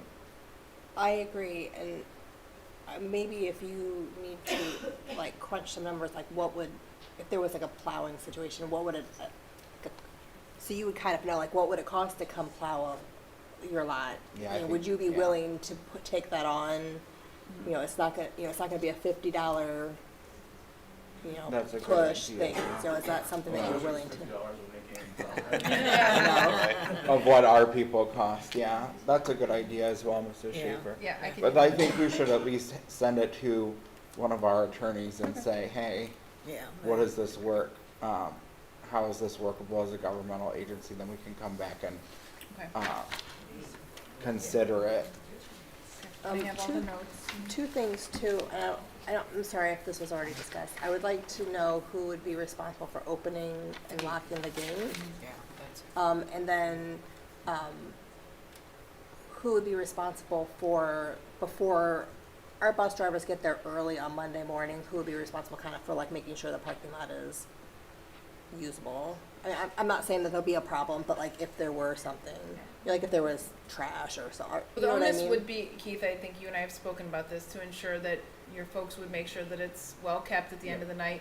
We would need you to probably be the ones to lock the gate, because clearly we're not on site in those evenings. So that would be something that would fall on you. Yep. And I never really considered about the other establishments in the area that would maybe try to like, oh, extra parking. I never really considered that. So there might have to be signage that would say only, like gate locks at this time. Yep. Yeah. Yeah, Other vehicles will be right. locked in. Yeah. I don't know what you would say. That's true. Well, that would be a good motivation for those people not to use it, though. Yeah. So I think Keith likes that idea. I mean, I've drove by that lot. Because that'll You could park motivate curb, it's people really that not- only are Yeah, using you your could, establishment. you could, but. Well, what often happens too, as a previous, principal of across from a lot of houses, they would come over and use my lot, overnight. They would park their cars just if they have Yeah. guests or whatever. So that could happen in our residential without it even being a business, our residential homes. And I think they have actually, haven't we had to chase a couple out that park in our parking lots that should not be? One thing to take into consideration, his busy time starts at the end of May. Our drivers are out, and then they don't come back until early August. So it's 2-3 months that really we don't have to worry about in time. Yeah, June and July, I'm not worried about, No, but August and May. Yeah. We Now I'm worried about the landscaping though. People popping the curb, getting locked into that thing. I mean, I would never have done that when I was young. Never. But we do have that built into some fee, the $1,000, I think, a year. That's true. So, Yeah, if that's we need true. to play with that number a little bit. Anything else on this topic? I think we have a path forward. Thank you very much. You have a path forward, Dr. Yeah, I do. Thank Okay, you very much. thank you. Okay, on item 5, future agenda items. These are the ones that I know of, so at our next meeting of that, the report card will have been released, so we'll do a deeper dive into that, understanding as we anticipate celebrating our successes and then looking at our areas of future improvement that in a year will be our celebration of success. Future That's what we successes. anticipate. And then in October, at the second meeting in October, Top Tigers start again, so just get that in mind. And then our next meeting, we'll have the discussion about the stadium for next fall. So just wanted to, at the board meeting, discuss about what we've been discussing about it. So as we go towards having that discussion, one of the things I talked to Ms. Coco about and Dr. Salko about is trying to make as much of an apples to apples comparison of the new stadium versus the old stadium and what those costs will look like. Both options are not perfect options for next fall, and both will come with additional costs.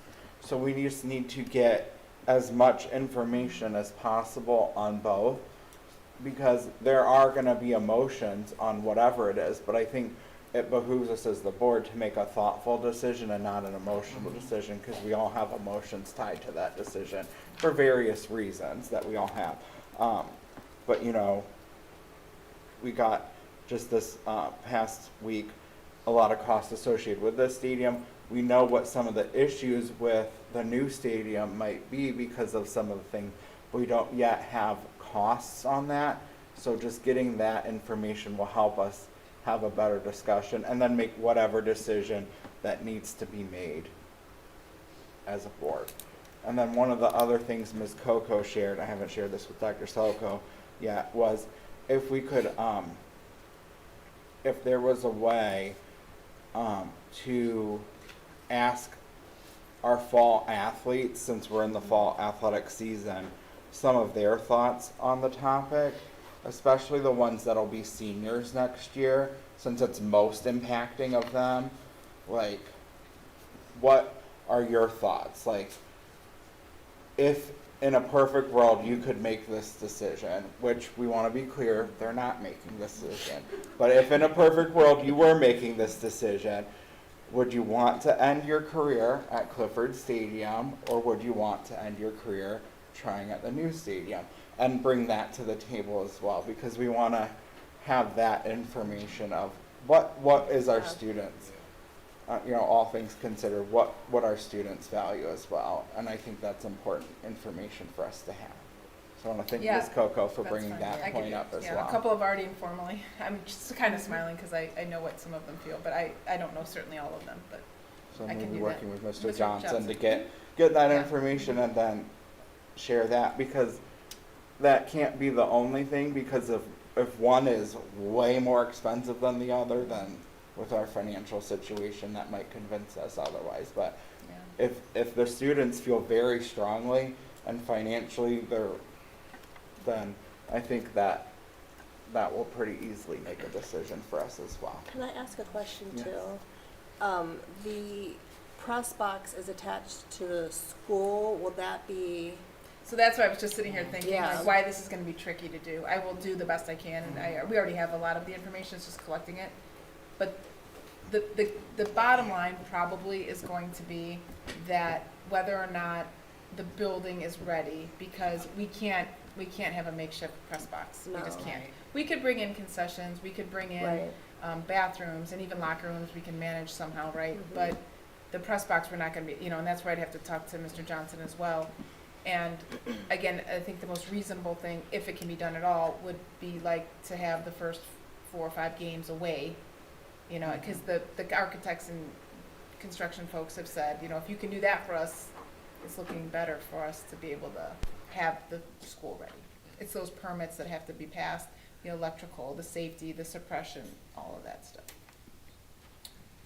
But that has a financial impact as well, because you make less money off of the last 5 home games because the weather's worse. So Well, then you yeah, have that's to, then you have to measure that in the finances as well. So there's a lot, I mean, having the I know, but you'll financial have a boost impact of a of new all stadium these too, things is, so. I think, really important. I And don't know then, either. yeah. Yeah. Well, we can maybe, There's no way to know all those things, but No.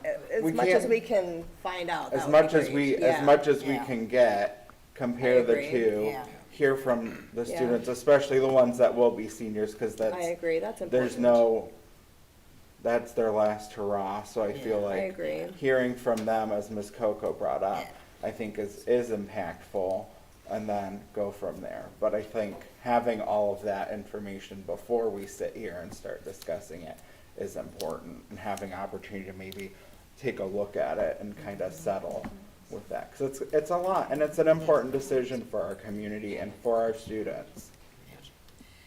well, maybe we can push them to get it done like by September. We have a meeting tomorrow, don't we? wishful thinking, Let's but, get them, you know. Mrs. White, tag team. I know. I will make you a plate of cookies. I keep asking and they give me the looks, you know, it's Are there, okay. is there a, are there, I guess, any other pieces of data or questions or anything that we could, like a time to give to Dr. Selico so that we could have everything ready for this discussion? Do you think we give? I'm not sure what you're asking, I'm sorry. A time to get Is questions. there Well, like if anything there's else anything that you else need? that Right. we Oh. feel, or that Right. anyone feels that they need to have this discussion, just, you know. No, but on the thing, it said a track was listed on there, but track would not be affected, correct? Because track is spring. Okay.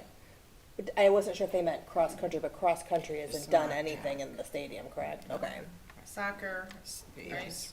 okay. When is soccer, what are the months, does anybody know? Soccer's in the fall. Cross-country, It is, but when do we football, start? and marching Yeah, band. they're all the. It is August, so Yeah. that would be, that would also be, Yeah. so it's not just football, because we have, you know, soccer. Yeah, soccer, yeah, all, I mean, marching band as well. Yep, yep. Yeah. That's a sport, cheer's a sport, yeah. Okay. Exciting times. Yeah. I see no reason why I can't finish. Well, you can give Give them some that, words you for can give that program. number 612 construction court, because committee reports first of is 612 construction core team, Ms. White, what were you just saying? It's tomorrow. Tomorrow. So, I know. Yeah. Maybe. Well, they got Manchester done. Did you see that? But they started after Labor Day. I know. Mrs. White will give them some grief tomorrow. I will. All right. They don't listen, but I'll try. I'll back you up. Athletics and Activity Council, We have not had a meeting scheduled yet. I talked to Mr. Johnson last night about make sure, let me know when that. board policy, do we need to set a meeting? Yes. When do we meet? Are you gonna have Mr. Jones send some dates out? He said he was waiting for the September PDQ. Oh. No, is that what it's called, PDQ? No, we still have the I think last it's- one. Yeah, I know. Okay. We have September's out there. It is? Yeah. Okay, then I will get with him. Yeah, have him send some dates. Okay. We don't have a date, though. No, not Okay. yet. Okay. Okay. Business Alliance Council, you had your first meeting. We did have our first meeting yesterday. It was a good turnout. I think there was 28, some new people that have joined in businesses. The first meeting of the year is always kind of a recap of the year before, introductions. Dr. Selico went over a little bit over our strategic plan goals. Leading up to our next meeting will be the ESC coming and doing the feedback with that group.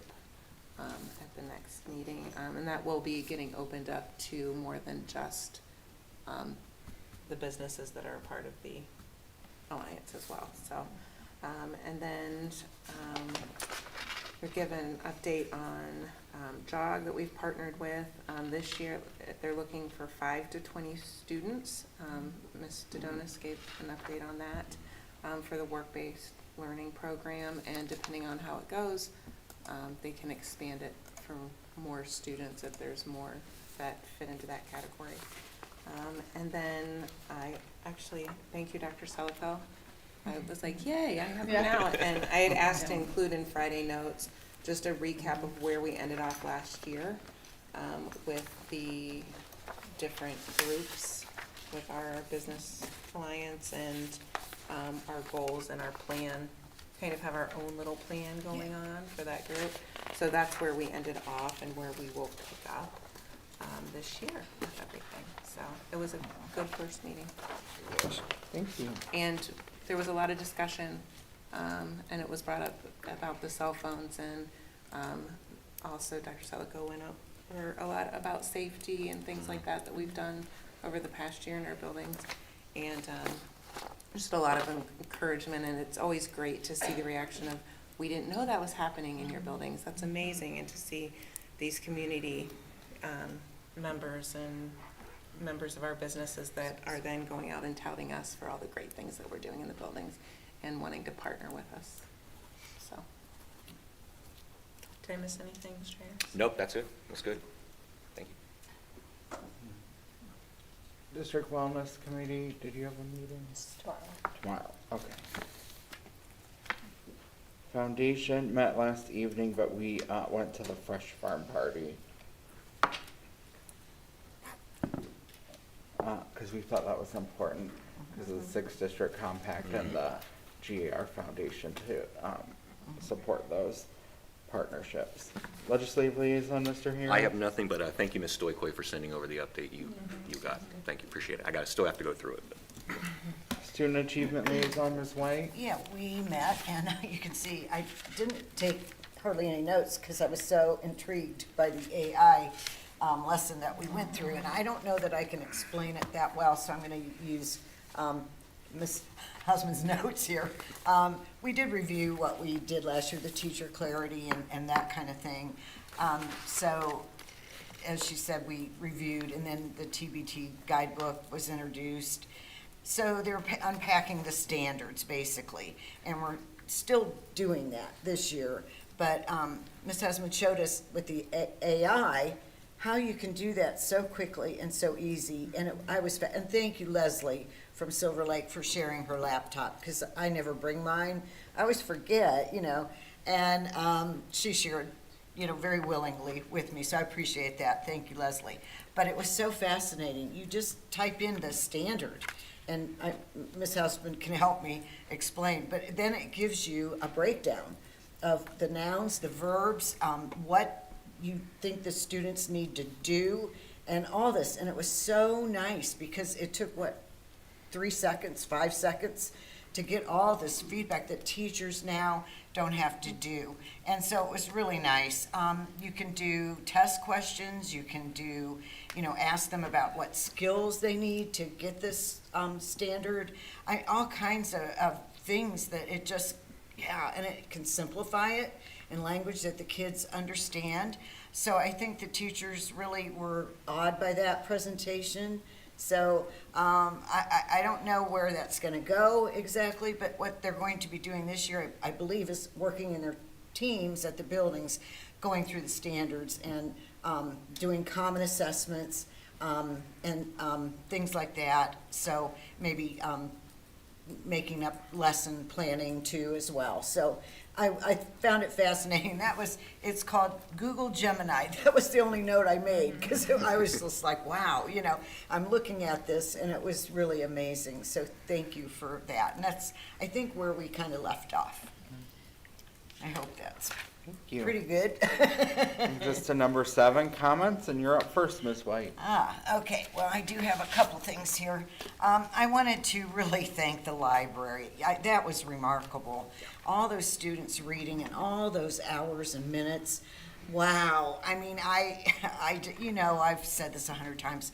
I'm a reader. I'm never without a book. I will not, and you know, I don't care how you read, if it's on one of those things or not. It doesn't matter. It's just a reading. The pleasure it gives you. But it's not only the pleasure of reading, it's like an enlargement. It's not just an escape. For me, it sometimes is, because I can sit quietly and read and I escape. But it's also kind of an enlargement of my life. I can go to Scotland, I can go to England, I can go anywhere in a book. And it just opens up your imagination. You learn about different cultures, people. But at any rate, I could go on, but I won't. But yeah, it's amazing that they're reading. And I'm just so proud of our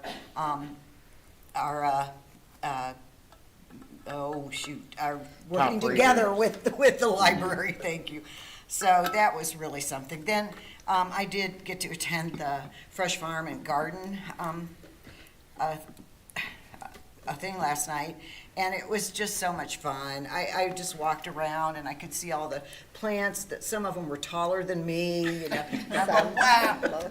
Hey. But I mean, you know, it was nice to see old friends, and it just, and the artwork too. I would be amiss if I didn't mention the wonderful artwork that the students were doing right then and there. The band played, of course, at the beginning. I thought it was awesome music. I don't know who did the music, but I'm like, okay, this is my music. I like this. It's perfect for me. But it was so much fun. I got to see Mary Jane and many others, and just it just was so much fun. But the highlight of the night was this little boy in this little hat, and him giving fist bumps to everybody, and I just had a ball. Thank you for bringing him, AJ. Theo, AJ said he was the cutest little thing. That was the highlight of that for me, because you know it's new life. Can I say? Thank you. So, and now I have the opposite end of that. I just wanted to bring up Fred Compton died. He passed away on August 3rd.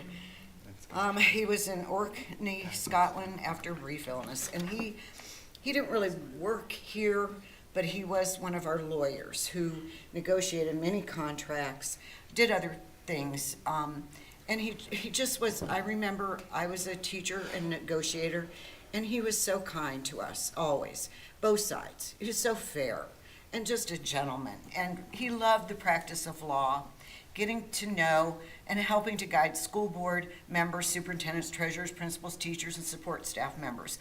And this is something I did not know, but I just wanted to really mention, was he represented Kent City School District of the Board of Education in Reddick versus Kent, heard by the U.S. Supreme Court in 1984, that shaped the interpretation of the Education for All Handicapped Children Act of 1975, now known as the Individuals with Disabilities Education Improvement Act of 2004. So that, I just thought that was amazing.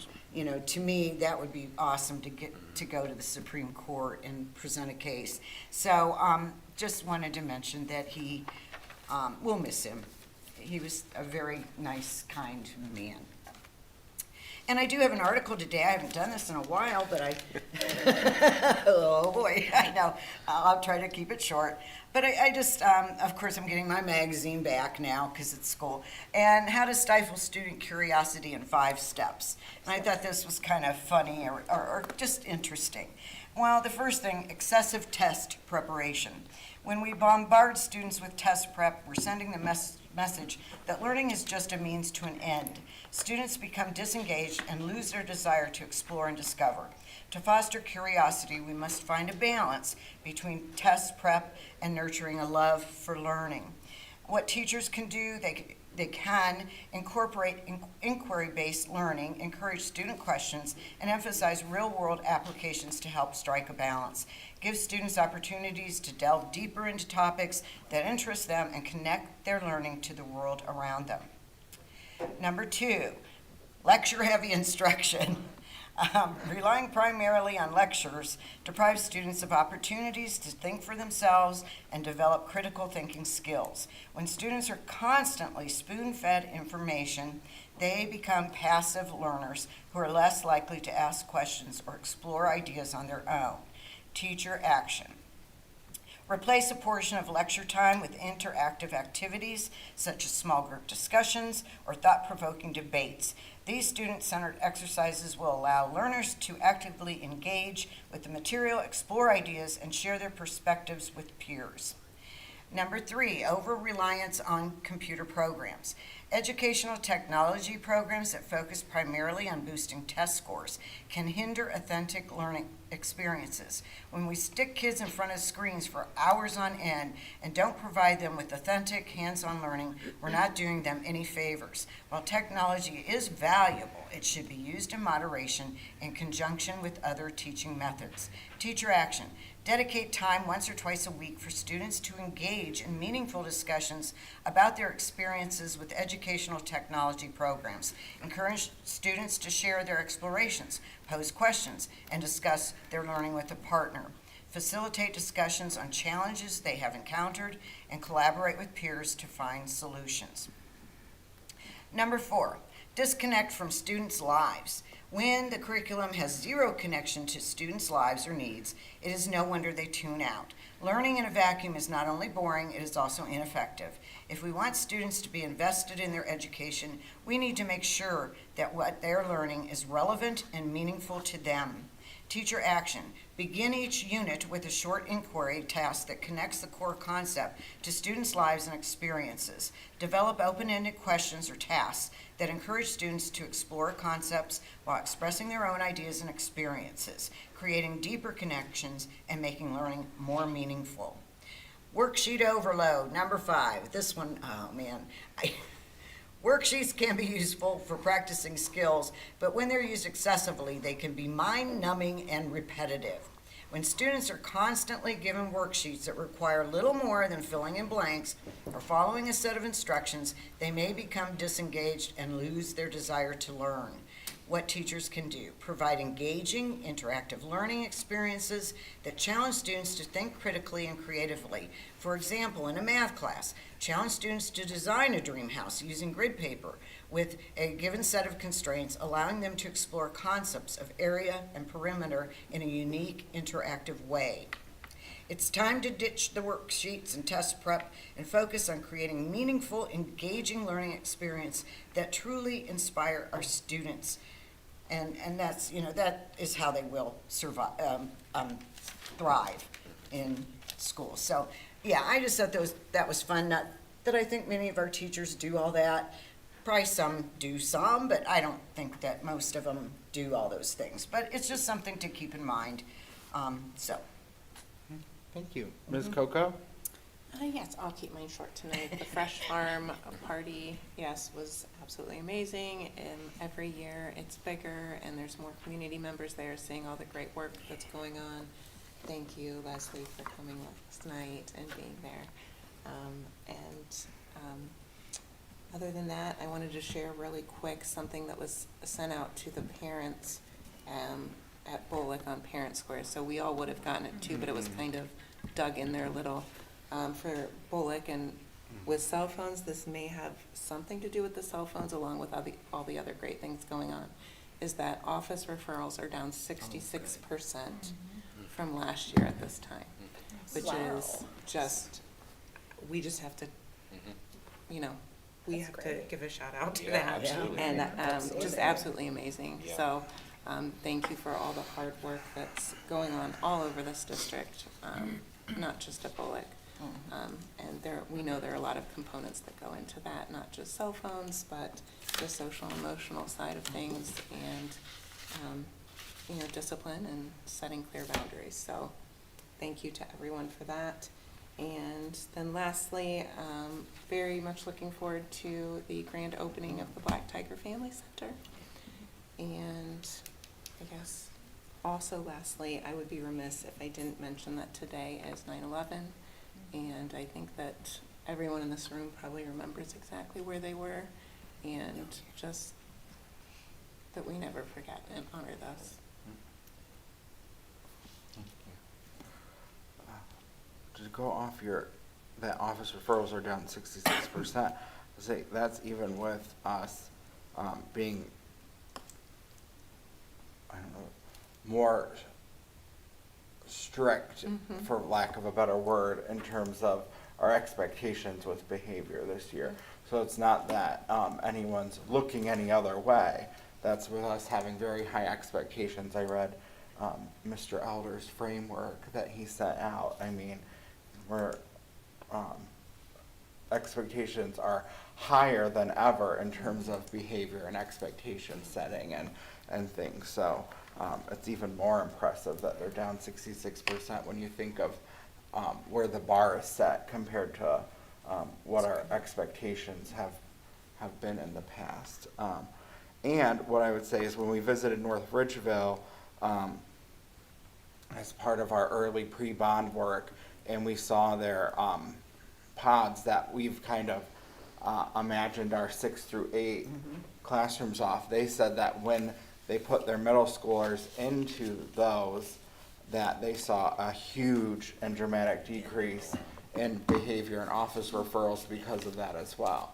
So we could see yet another decrease from this decrease because of some of the decisions we've made about what education will look like in our new building.